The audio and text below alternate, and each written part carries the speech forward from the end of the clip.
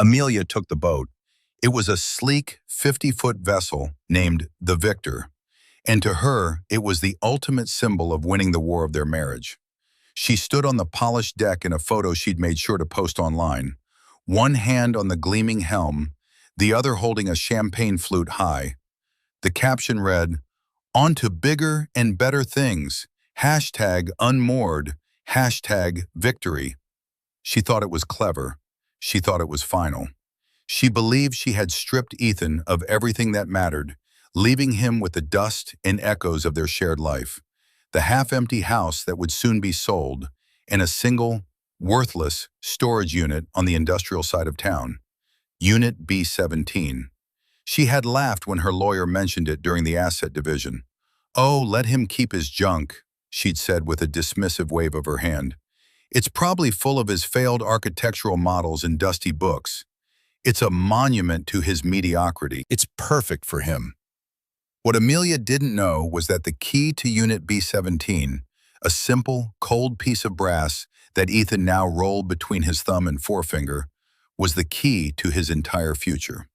It was the key to a secret he had guarded for 7 years, a patient, coiled serpent of a plan, waiting for the right moment to strike. She thought she was sailing away in a vessel worth $500,000. She had no idea that the monument to his mediocrity she had so casually discarded held documents, intellectual property rights, and foundational plans valued conservatively at $9.4 million. Within 3 months, the name on her boat would become a bitter irony she would be forced to live with every single day. The Victor would be her defeat. We love bringing you these stories of hidden strength and eventual vindication. If you're enjoying it so far, do us a favor and hit that like button and subscribe to the channel so you never miss a chapter. And let us know in the comments where you're watching from. We have an amazing community all over the world. Now let's get back to the moment it all began to unravel. The end had been a slow, grinding decay, but the final break was brutally swift. It happened in the sterile, beige-walled office of Amelia's divorce attorney, a man named Lawrence Croft, who had the predatory smile of a shark that had just scented blood. Ethan sat opposite them, his own lawyer, a quiet and competent woman named Sarah Jenkins by his side. The air was thick with a cloying mixture of expensive perfume and unconcealed contempt. "So, to summarize," Croft said, steepling his fingers, his eyes, small and dark, flickered from Ethan to the mountain of paperwork on the mahogany desk. "Amelia will retain the primary residence until its sale, the proceeds of which will be split 60-40 in her favor, given Mr. Thorne's lack of consistent contribution over the past 2 years. Ethan's jaw tightened, but he remained silent. His lack of contribution was the story Amelia had carefully crafted and sold to everyone, including, it seemed, herself. It was the narrative of Ethan, the once promising architect, who had foolishly left a high-paying job at a prestigious firm to start his own boutique agency, only to see it flounder and fail. He now took on small, insignificant freelance projects, a kitchen remodel here, a deck extension there, to keep himself busy. That was how Amelia phrased it. She will also retain the art collection, the portfolio of stocks gifted by her father, and of course the boat, Croft continued, a smirk playing on his lips. He knew the boat was the centerpiece, the crown jewel of the humiliation. Amelia, seated beside him, examined her manicure with an air of profound boredom. She was the very picture of aggrieved elegance, dressed in a cream-colored silk blouse that probably cost more than Ethan's monthly earnings. "It's only fair, Ethan," she said, her voice smooth but laced with condescension. She finally looked at him, her gaze sweeping over his simple gray suit with faint disgust. "I'm the one who has to maintain a certain standard of living. My family, my social circle, they expect it. You don't have those pressures anymore." The insult was perfectly crafted, designed to highlight his fall from grace. When they had met, he was the rising star at Sterling & Finch, the city's top architectural firm. He was brilliant, passionate, the man who was going to reshape the city skyline. Amelia's father, Marcus Caldwell, a titan of real estate development, had seen him as a useful, if not quite blue-blooded, addition to the family. But then Ethan had left. He told Amelia he couldn't stomach the soulless, profit-driven ethos of the firm any longer. He wanted to create buildings with meaning, with soul. She had called it a midlife crisis. Her father had called it professional suicide. "And what about Mr. Thorne?" Sarah Jenkins asked, her voice a calm counterpoint to the room's hostility. Croft shrugged, a theatrical gesture of magnanimity. "He is free to keep his personal effects, his vehicle." He said the word vehicle as if describing a child's toy. Ethan drove a respectable but unremarkable 10-year-old sedan, and the contents of the storage locker. He consulted a piece of paper. Unit B-17 at Secure Space Storage. Amelia let out a small, tinkling laugh. "Honestly, I'd be doing him a favor to have it cleared out. It's just clutter. A reminder of all those grand plans that went nowhere." In his pocket, Ethan's fingers closed around the brass key. The metal was cool against his skin. It was his anchor in this storm of condescension. He could feel its precise, ridged edges. He knew its every contour. While they saw a locker full of forgotten dreams, he saw a vault. He saw the signed incorporation papers for a company named Keystone Holdings. He saw the original, hand-drawn schematics for a project known only as Elysium. He saw the notarized transfer of intellectual property from his late mentor, the legendary Alistair Finch, who had secretly backed Ethan's departure from the firm he himself had founded. Alistair had seen what Sterling and Finch had become and wanted his true legacy to live on through Ethan. "That is acceptable," Ethan said, his voice even. Amelia looked surprised he had spoken. "Well, good," she snapped, as if he'd been needlessly holding up the proceedings. "I'm glad you can finally see reason." The reason they saw was resignation. The reason they saw was defeat. They couldn't see the intricate architecture of the revenge he had been building, stone by patient stone, for the past 2 years. They had mistaken his silence for weakness and his patience for failure. It was a fatal miscalculation. As Croft pushed the preliminary agreement across the table, Ethan met his wife's triumphant gaze. Her eyes were cold, sparkling with the thrill of the kill. She thought she was looking at a broken man.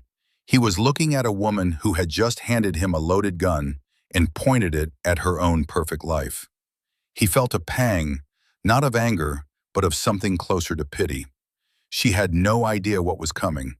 The memory of dinners at the Caldwell estate was a recurring phantom in Ethan's mind, a gallery of meticulously staged humiliations.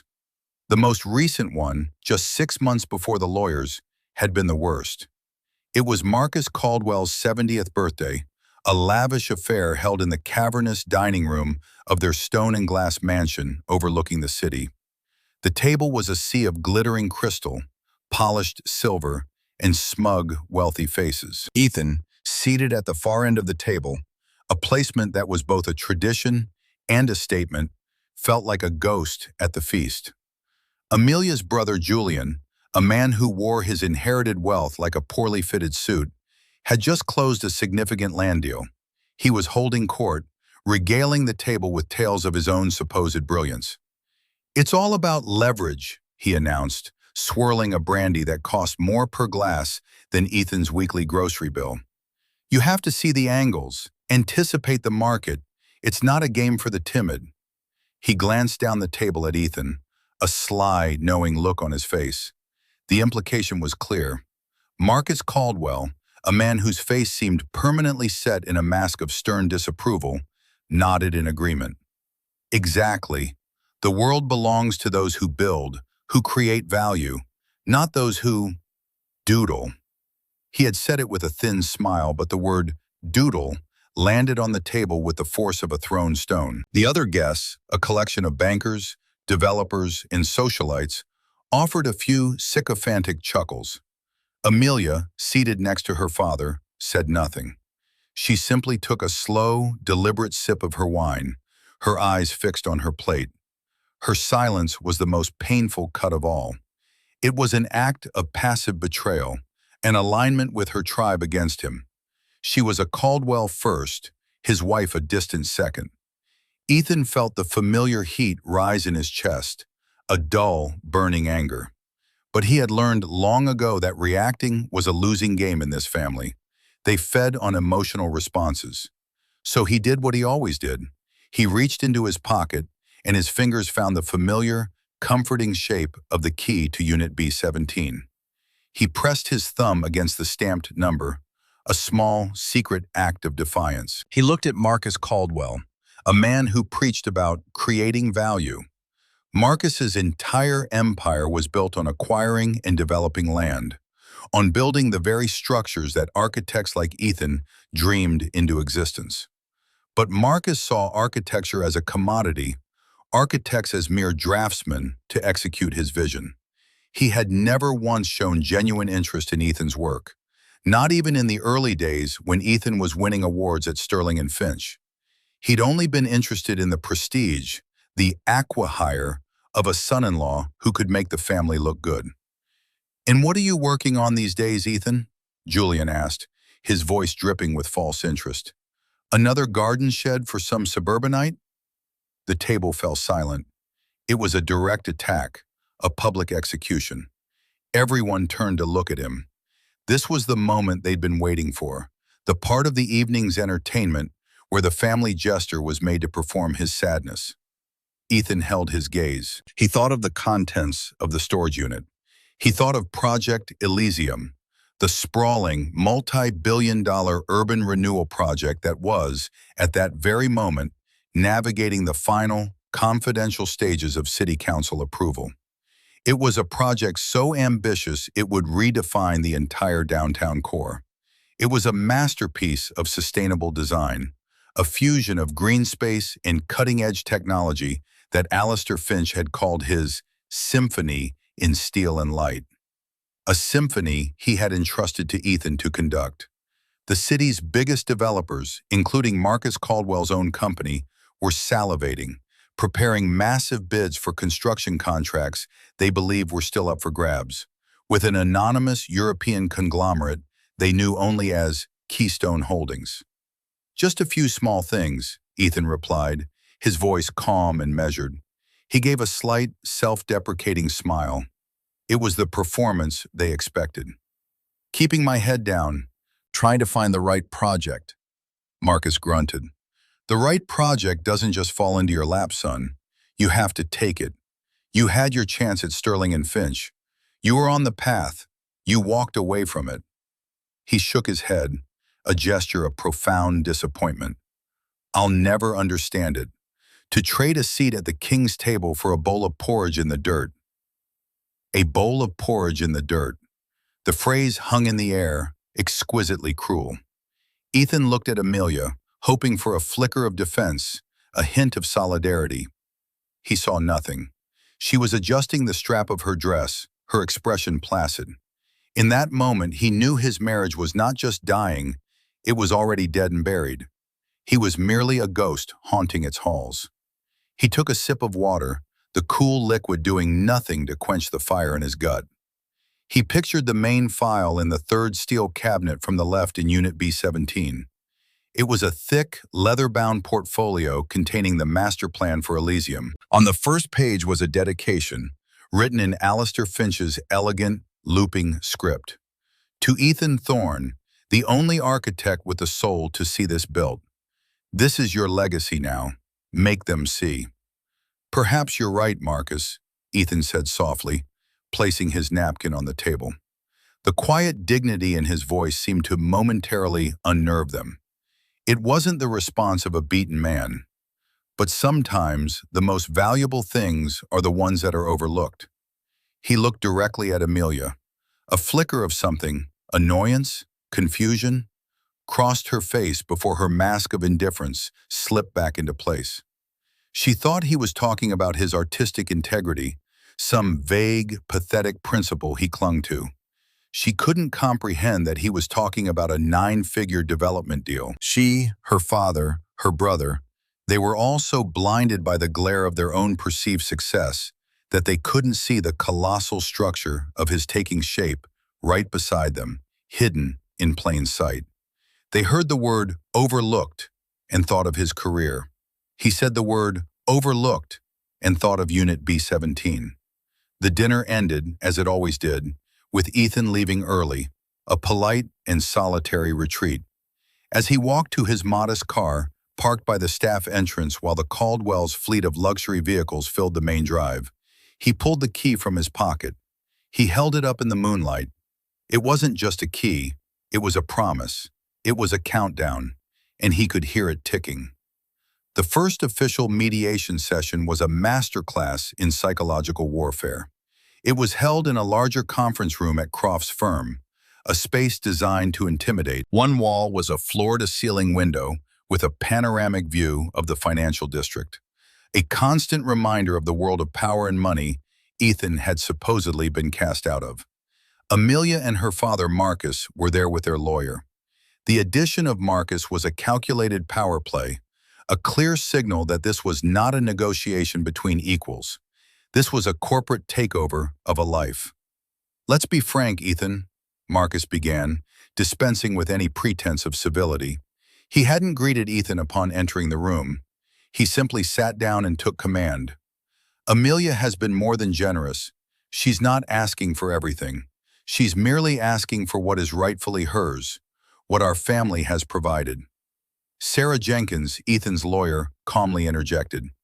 "Mr. Caldwell, with all due respect, this is a dissolution of a marriage, not a hostile acquisition. The assets were acquired during their time together." "Assets?" Marcus scoffed, a harsh, barking sound. "My daughter's trust fund is not a marital asset. The house was purchased with a down payment from me. The boat was a gift. From me. What did Ethan contribute? A salary he then threw away to pursue a hobby?" Ethan sat perfectly still, his hands resting on the table in front of him. He let the words wash over him. He had cataloged every one of these insults, every belittling remark. They were bricks in the wall he was building around his heart, not to keep the world out, but to contain the focused, cold resolve within. He was no longer angry. He was an architect examining a flawed structure, noting all its weaknesses before a planned demolition. Croft slid a document across the table. It was the settlement offer, now formalized.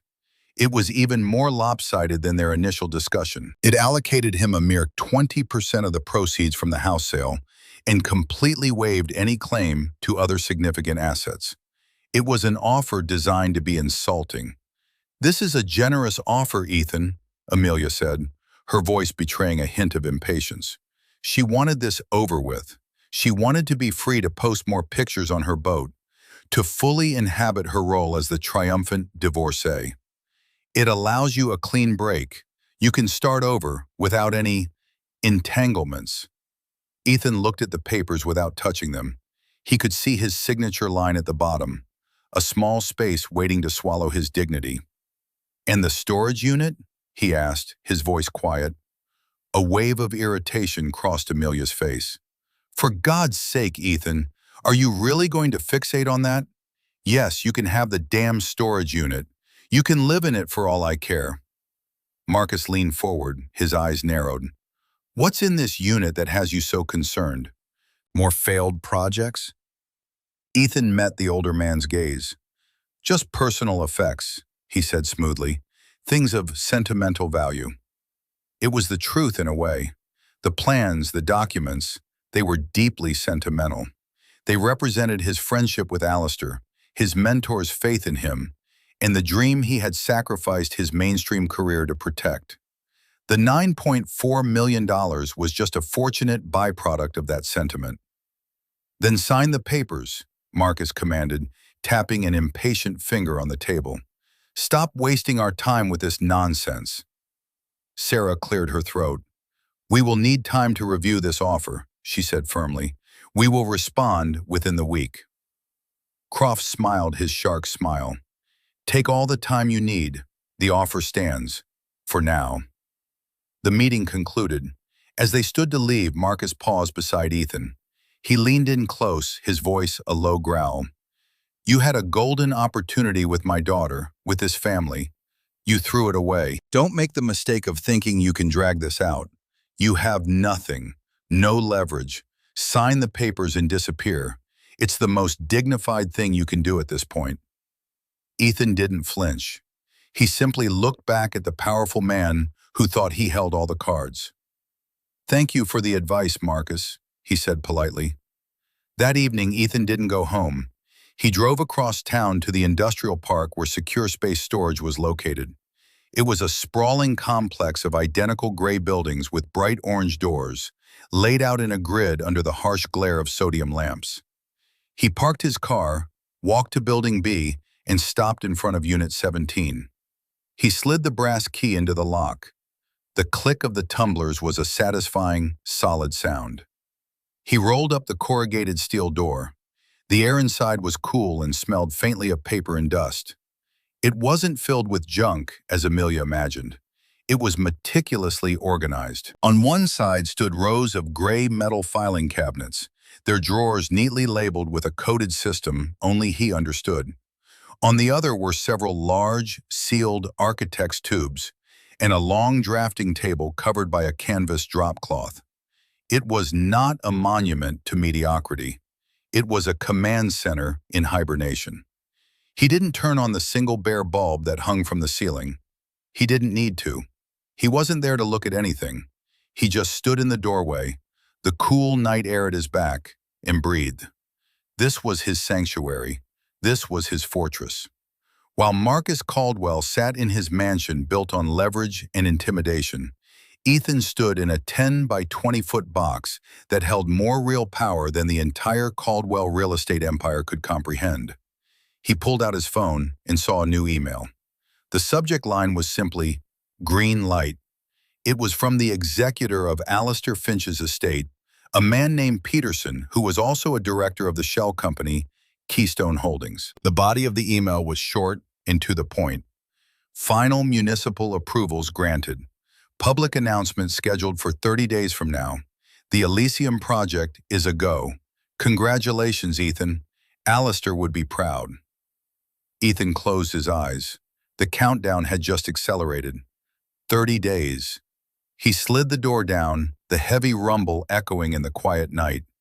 He locked it, the final click sealing the future within. He walked back to his car, the weight of Marcus's threats and Amelia's scorn feeling lighter than air. They thought he had no leverage. They had no idea he was the leverage. The public humiliation Amelia had been working towards arrived a week later.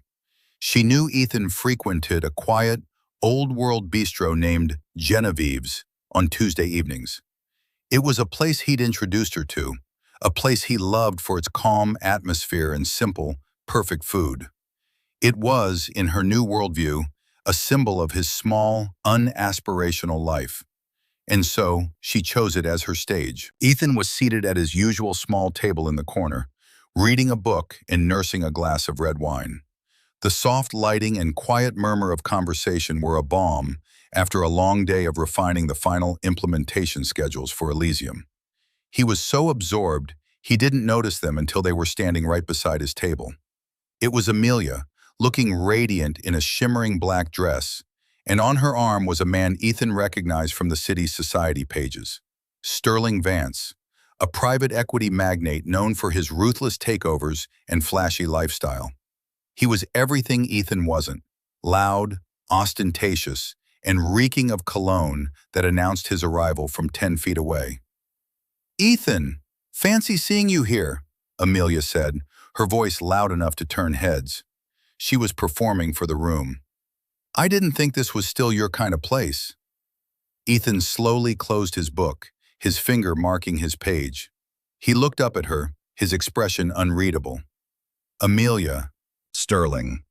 He nodded politely at the man, who gave him a dismissive once-over.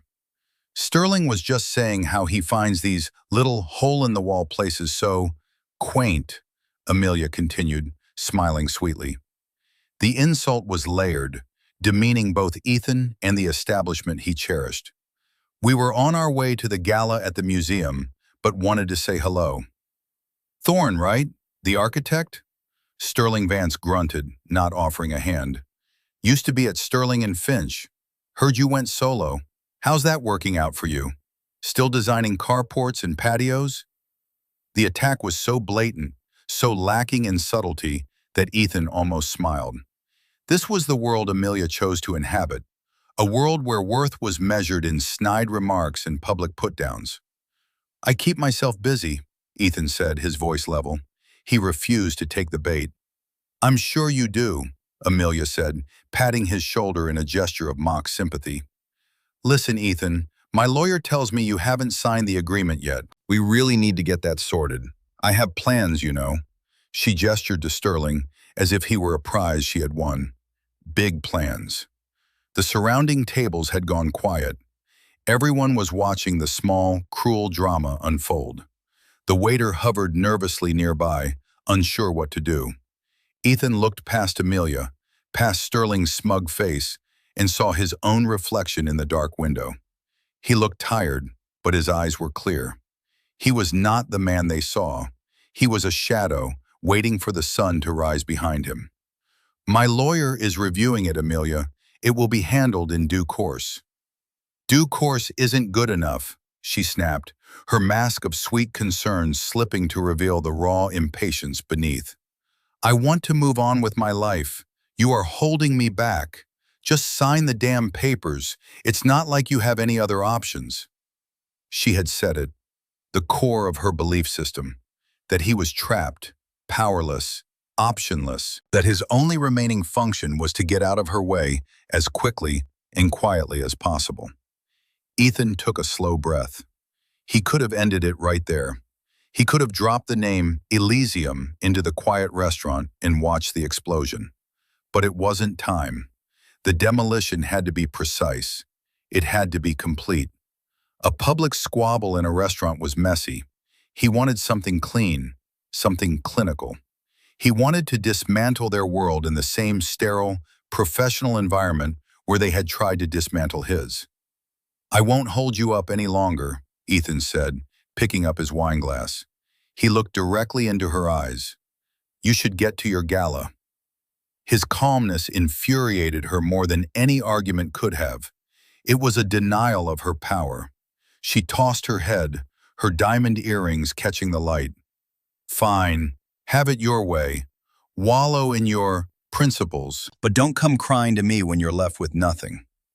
She turned and, with Sterling Vance in tow, swept out of the restaurant, leaving a wake of silence and palpable discomfort. The other diners studiously avoided Ethan's eyes, some with pity, some with embarrassment. The spell of the quiet evening was broken. Ethan sat for a moment, the scene replaying in his mind. He took out his phone. He had a new text message. It was from Sarah Jenkins, his lawyer. They've scheduled a final meeting, Friday at 10 a.m. They're calling it a final signing session. Croft says if you don't sign, they'll file for a contested divorce and bury you in legal fees. This is their hardball play. Ethan typed a reply. Confirm the meeting, Sarah. I'll be there. And please have a notary present. I'll have a document of my own that needs to be witnessed. He then sent a second text, this one to Peterson, the estate executor. Is the asset valuation report finalized and certified? The reply came back almost instantly. Certified this afternoon. The number is solid. In fact, it might be conservative. Good luck, Ethan. Ethan put his phone away. He looked at his reflection in the window again. The man he saw was no longer just a shadow. The sun was beginning to touch the horizon. He finished his wine, left a generous tip for the flustered waiter, and walked out into the cool night air. He felt a profound sense of calm. The board was set. The pieces were in place. The game was about to end, and he knew, with absolute certainty, that he was the only one who had been playing it all along. The day of the final signing arrived with a cold, steely gray sky that threatened rain. The conference room at Croft's firm felt even more imposing than before. The mood was one of grim finality. Amelia was there, dressed in a sharp, white power suit, an embodiment of victory. Marcus sat beside her, his arms crossed, his expression one of impatient authority. Lawrence Croft presided over the head of the table, the settlement documents stacked neatly before him like a death sentence. Ethan entered with Sarah Jenkins. He was wearing the same simple gray suit he'd worn to the first meeting. To Amelia, it was a sign of his static, unchanging state of failure. She gave him a look that mixed pity and contempt, then turned her attention back to her phone, scrolling through it with an air of theatrical disinterest. "Good morning," Croft said, his tone brisk. "I trust we can dispense with the pleasantries and conclude this matter today. Mr. Thorne, we have the final agreement here for your signature. It is the same one you've had a week to review. It is our final offer." He slid the thick stack of papers and a single, expensive-looking fountain pen to the center of the table. The pen lay there, dark and sleek, an instrument of surrender. Ethan did not look at the papers. He did not look at the pen. He looked at Amelia. "Before I sign anything," he said, his voice calm and clear, cutting through the tense silence, "I have a few things I'd like to say." Croft sighed dramatically. "Mr. Thorne, this is not the time for emotional speeches. All relevant matters have been discussed." "I'm not feeling emotional, Lawrence," Ethan replied, using the lawyer's first name for the first time. The subtle shift in dynamic was not lost on Sarah, who watched her client with a new sense of anticipation. "I'm feeling precise. I just want to ensure we all have a clear and accurate record of the events that brought us here." Marcus snorted. "A record? The record is you failed in your career and my daughter is moving on. That's the record. Sign the papers." Ethan ignored him, his gaze still fixed on his wife. "I'd like to start with a dinner about 6 months ago, at your father's house. You may recall it. Your brother was celebrating a land deal." Amelia looked up from her phone, her eyes narrowed. "What about it?" "Your father referred to my life's work as doodling. Your brother asked if I was designing garden sheds. And you, Amelia, you said nothing. You just sat there and let them." A faint blush rose on Amelia's cheeks. "This is ridiculous. What is the point of this?" "The point," Ethan said, his voice hardening almost imperceptibly, "is establishing a foundation of disrespect, a foundation of contempt. Every good structure needs a solid foundation, after all." The architectural metaphor was deliberate, a small private irony. He continued, his tone methodical, like a prosecutor building a case. "Or let's go back further, to the day I told you I was leaving Sterling and Finch. You called my desire to build things with integrity a midlife crisis. You said I was throwing my life away. You never once asked about the vision. You only calculated the loss of income and prestige." "I was being realistic," she shot back, her composure finally cracking. "No, you were being materialistic," Ethan countered, his voice still level. "There's a difference. One is about survival, the other is about status. You have never once had to worry about survival." He then turned his attention to Marcus. "And you, Marcus, you called my decision professional suicide. You told me I was trading a king's table for a bowl of porridge in the dirt. You saw me not as a son-in-law, but as a depreciating asset. Once I no longer reflected the value you desired, you wrote me off." Marcus's face was turning a dangerous shade of red. "How dare you?" he growled, half rising from his seat. "Please, sit down, Marcus," Ethan said, and the quiet authority in his voice was so unexpected that Marcus actually sank back into his chair. "I'm not finished." Ethan's eyes swept the room. "For 2 years, the three of you have constructed a narrative. The narrative of Ethan Thorne, the failed architect. The sad, pathetic man who had it all and threw it away. You've told it to your friends, to your colleagues, and I think you've even convinced yourselves it's true." He paused, letting his words hang in the air. The atmosphere in the room had changed. The smug confidence had evaporated, replaced by a tense, confused silence. They were no longer in control. You've based this entire settlement, this entire division of a life, on that narrative, Ethan said.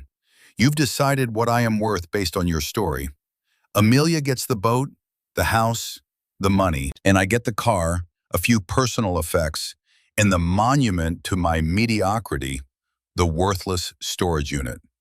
He looked at Amelia, a deep, penetrating look that held a universe of disappointment. You said I could live in it for all you cared. You laughed about it. Get to the point, Ethan, Amelia said, her voice trembling slightly. I am at the point, Ethan replied softly. He reached into his suit jacket and pulled out not a pen, but a single folded piece of paper. He placed it on the table. It looked insignificant compared to the thick settlement agreement. The problem with your narrative, he said, his voice dropping into an almost conversational tone, is that it's a work of fiction, and you are about to find out that I have been working on a piece of nonfiction. He looked at Sarah. The notary is waiting outside, correct? Sarah nodded, a slow, triumphant smile spreading across her face. She is. Ethan looked back at the three stunned faces opposite him. Good, he said, because what I am about to tell you is going to require a witness. You see, your entire assessment of my worth is based on what you think I've been doing for the last 2 years. You think I've been doodling. You think I've been designing patios. He leaned forward, his eyes locking onto Marcus Caldwell's. Have you been following the news about the downtown waterfront redevelopment, Marcus? The one they're calling the Elysium Project? The name landed in the room like a physical object. Of course they had. It was the largest and most prestigious development project the city had seen in a century. It was the talk of the town. Marcus's own company, Caldwell Development, was preparing a 9-figure bid to be the lead construction contractor. What about it? Marcus asked, his voice suddenly hoarse. A sliver of cold, terrifying dread was beginning to pierce through his arrogance. Ethan smiled. It was not a warm smile. It was the smile of a chess master looking at a board where checkmate is only one move away. That, Ethan said, gently tapping the single sheet of paper on the table, is my patio. The silence that followed was absolute. It was a vacuum, sucking all the air and arrogance out of the room. Marcus stared at Ethan, his mouth slightly agape. Amelia's perfectly made-up face was a mask of utter confusion. Even Lawrence Croft seemed for the first time at a loss. What are you talking about? Amelia whispered. Ethan unfolded the single sheet of paper he had placed on the table. He turned it around for them to see. It was a corporate registration document. The company name at the top was Keystone Holdings, LLC. The name of the sole registered agent and owner was listed clearly, Ethan Thorne. Keystone Holdings, Ethan explained, his voice patient, as if speaking to a group of slow children. It's the investment vehicle, the official proponent of the Elysium Project, the one all the papers have been calling a mysterious European conglomerate. It was Alistair Finch's idea to keep it anonymous. He wanted the project to be judged on its merits, not on personalities. Marcus's face had gone from red to a pasty, sickly white. He looked from the paper to Ethan's face and back again. That's impossible. That's a forgery. Is it? Ethan asked calmly. He gestured toward the door. Sarah, would you please ask the notary to come in? And perhaps she could bring the certified valuation report we requested. Sarah Jenkins rose, her movements crisp and efficient. She opened the conference room door, and a moment later, a professional-looking woman with a briefcase entered, followed by a courier holding a thick, bound document. This can't be real, Amelia said, shaking her head in denial. Her world was tilting on its axis, and she was desperately trying to right it. You designed kitchens, Ethan. We saw the plans on the table. You were drawing a new layout for the Hendersons' bungalow. I was, Ethan confirmed. I enjoy the work. It's honest. It helps people. But it's not what I've been spending my nights and weekends on for the past 2 years. That time was spent finalizing the 7 years of work Alistair and I did in secret. The work he entrusted to me when he helped me set up my own firm. The work he transferred all intellectual property rights for to my company, Keystone Holdings, before he passed away. He paused, letting the weight of Alistair Finch's legendary name sink in. Alistair knew what his old firm, Sterling and Finch, had become. He called it a sausage factory for glass boxes. He wanted his true legacy, his masterpiece, to be built with soul. He chose me to do it. The notary placed the valuation report on the table with a soft thud. It landed next to the settlement agreement, a stark contrast between their reality and his. Ethan gestured to the report. That is a certified valuation of the intellectual property assets of Keystone Holdings. It includes the design patents, the master plan, and the projected first-phase royalties for the Elysium project. It was prepared by Deloitte. You may have heard of them. Croft, looking shaken, reached out a trembling hand and pulled the report toward him. He opened it to the executive summary. His eyes scanned the page, and all the color drained from his face. He looked up at Ethan, his shark smile gone, replaced by an expression of pure shock. "What is it, Lawrence?" Marcus demanded, his voice strained. Croft swallowed hard. He couldn't seem to find his voice. Ethan answered for him. "The current conservative valuation of the assets held by my company is $9.4 million, he said, the number landing with devastating finality. That's before the first shovel hits the ground. That figure is expected to climb significantly as the project moves into later phases." He leaned back in his chair, a picture of calm control. "And all the documents proving it, the original plans signed by Alistair, the IP transfer agreements, the incorporation papers, are stored safely. They're in a very secure location, a place you all know, Unit B17 at Secure Space Storage." The final piece clicked into place, the worthless storage unit, the monument to his mediocrity. Amelia let out a small, strangled gasp. It was the sound of her entire world shattering. The boat, the house, the money. It was all monopoly money compared to this. She had laughed at a storage unit that was effectively a $9 million bank vault. "So," Ethan said, his voice now taking on a sharp, businesslike edge. He looked at the settlement agreement with disdain. "This offer, a 60-40 split of the house. I keep my car, you keep the boat, and I get the junk." He shook his head slowly. "I'm afraid this document is no longer relevant." He reached across the table, picked up the expensive fountain pen, and without signing anything, he calmly snapped it in half. The sharp crack echoed in the stunned silence of the room. It was a sound of absolute finality, the sound of their world breaking. The immediate aftermath was a symphony of chaos and desperation. Amelia was the first to break. The mask of composure shattered, and she stared at Ethan with wide, uncomprehending eyes. "$9 million?" she whispered, the words barely audible.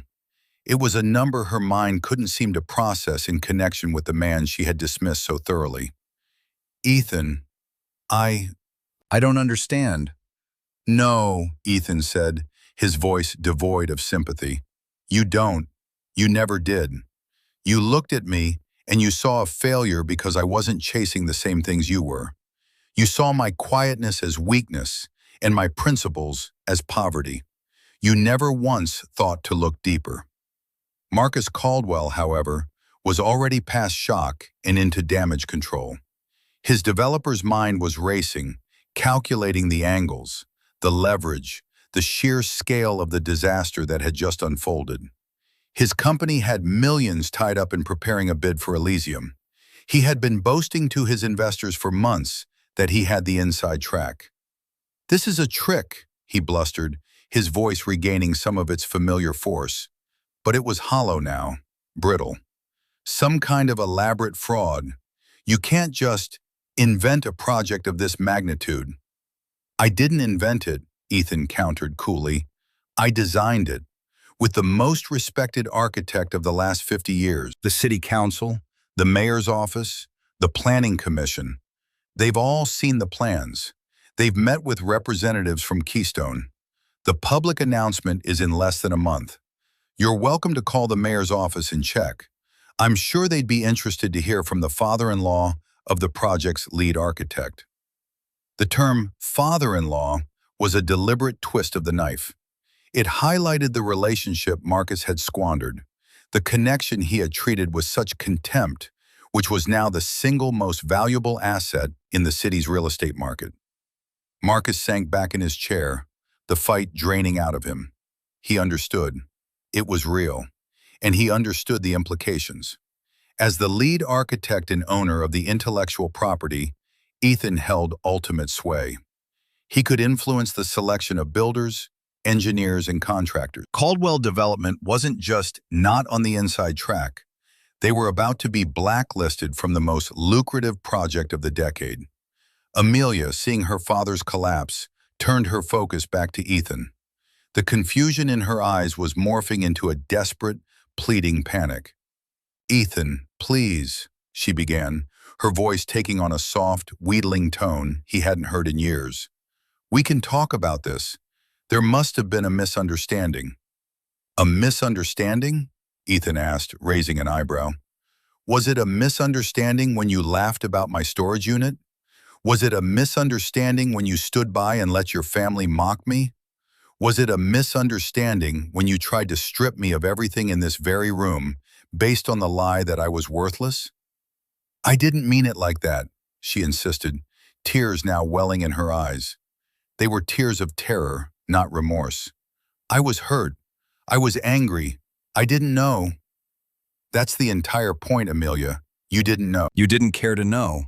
You made your judgment based on appearances, on status, on the balance in my checking account. The one I kept intentionally low for the past 2 years, funding Keystone's operational costs out of my main investment accounts, which you never bothered to ask about." That was another small, devastating revelation. He hadn't been poor at all. He had simply been managing his capital. Lawrence Croft, finally recovering, tried to salvage the situation. "Mr. Thorne, Ethan, clearly this new information drastically changes the financial landscape of the marital assets. Keystone Holdings was established during the marriage.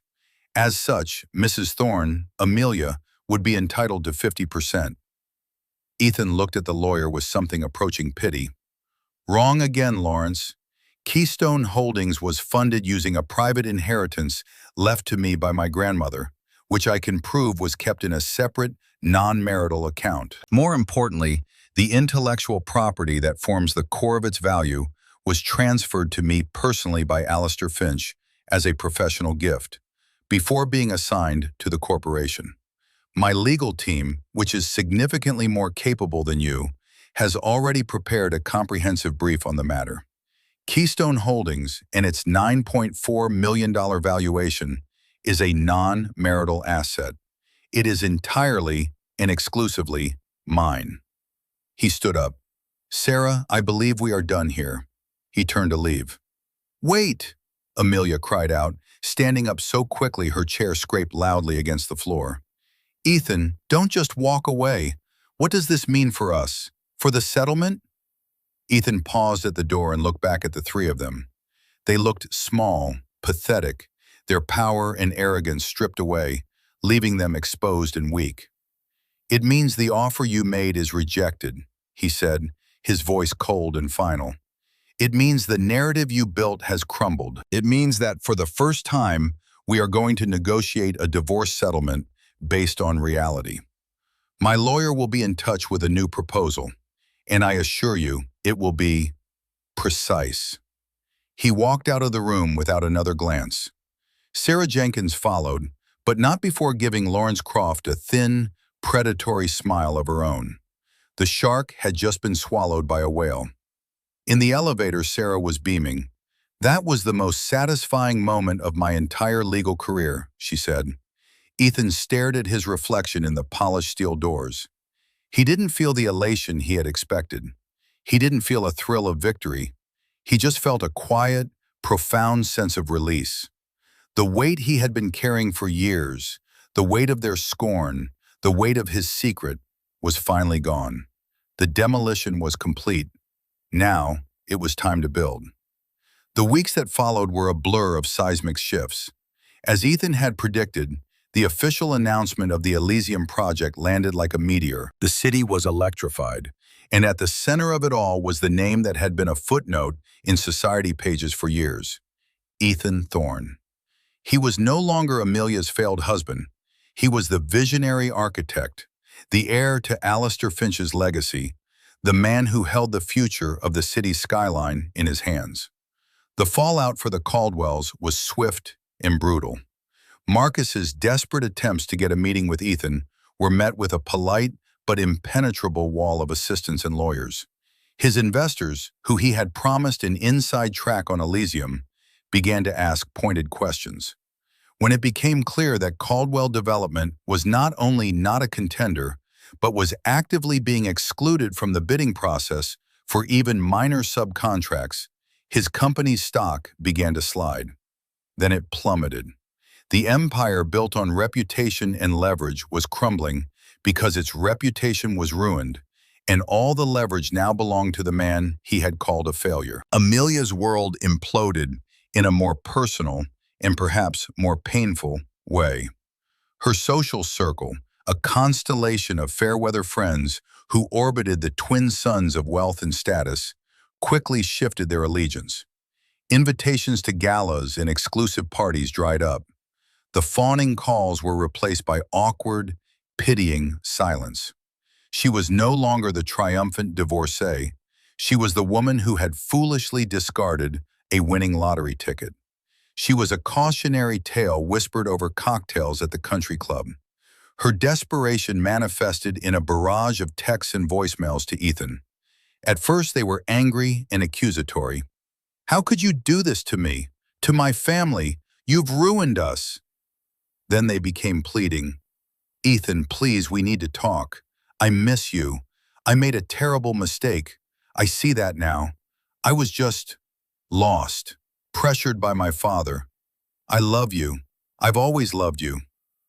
Ethan read the messages and felt nothing but a hollow echo. Her words were like the architectural renderings for a building with no foundation. They were pretty on the surface, but structurally unsound. Her love was a bid for reinstatement, an attempt to reclaim the status she had lost. He never replied. The ultimate symbol of her downfall was the victor. The boat, once her proudest trophy, became an albatross. The mooring fees, the fuel, the maintenance, it all cost a fortune she no longer had easy access to as her father's empire cracked. The monthly allowance he'd always given her was slashed, then stopped altogether as he scrambled to contain his financial hemorrhaging. One afternoon, Ethan was walking near the marina, reviewing some site surveys on his tablet, when he saw it. A for sale sign was hanging discreetly off the stern of the boat. Amelia was standing on the dock talking to a broker, her posture slumped, her face etched with a stress and anxiety he had never seen on her before. The radiant confidence was gone, replaced by a brittle fragility. She looked up and saw him. Their eyes met across the 50 yards of water. There was no one else around. For a moment, the world seemed to shrink to just the two of them. He saw a flash of hope in her eyes, a desperate plea for him to walk over, to say something, to fix it all. He could see her mouth form his name, though he couldn't hear it over the wind. Ethan held her gaze for a long moment. He felt a flicker of the old affection he'd once had for the woman she was, or the woman he thought she could be. But it was like looking at a photograph from a distant past. That person was gone. He had not destroyed her. She had destroyed herself with her own choices, her own values. His actions had merely been the mirror that showed her the truth. He gave her a slow, final nod. It was not a greeting.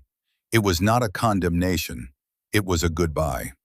Then he turned and walked away, not looking back. He heard a sound behind him, a single, heartbroken sob carried on the wind. But he kept walking. He had a city to build. Sarah Jenkins had delivered his new settlement offer to Amelia's new lawyer. Lawrence Croft had recused himself, citing a conflict of interest, but in reality he was humiliated and wanted nothing more to do with the Thorne Caldwell debacle. The new lawyer, a timid man from a much smaller firm, had been shocked by the proposal. It was, by all legal standards, incredibly generous. Ethan met Amelia one last time, not in a lawyer's office or a public space, but in the neutral territory of a quiet park. It was his choice. He wanted to close the chapter with a measure of grace, not malice. She arrived looking haggard, a shadow of her former self. The designer clothes were gone, replaced by simple, anonymous attire. "You wanted to see me?" she asked, her voice small. "I wanted to give you this in person," he said, handing her a folder. "It's the final divorce decree and the settlement agreement. It just needs your signature." She opened it with trembling hands, expecting to see a document that would strip her of everything, a vengeful reversal of her own initial offer. Her eyes scanned the pages, and she looked up at him in disbelief. This gives me the house," she stammered. "Outright, no sale, no split. It's mine." "That house was our home," Ethan said quietly. "For a while it was a happy one. I have no need for it, and I have no desire to see you homeless. The memories are what they are. The asset is yours." She kept reading. "And it provides an annuity, a payment every month." Her voice trailed off. "It's not enough to fund a life of galas and yachts," Ethan said. "The boat will still have to be sold. But it's enough that you will never have to worry about your bills. It's enough for you to live comfortably, to find a new path, to build something for yourself, if you choose to." Tears streamed down her face now, but for the first time they looked genuine. They were tears of shock, of confusion, of a gratitude so profound it was painful. "Why?" she whispered. "After everything I did, after how I treated you, why would you do this for me?"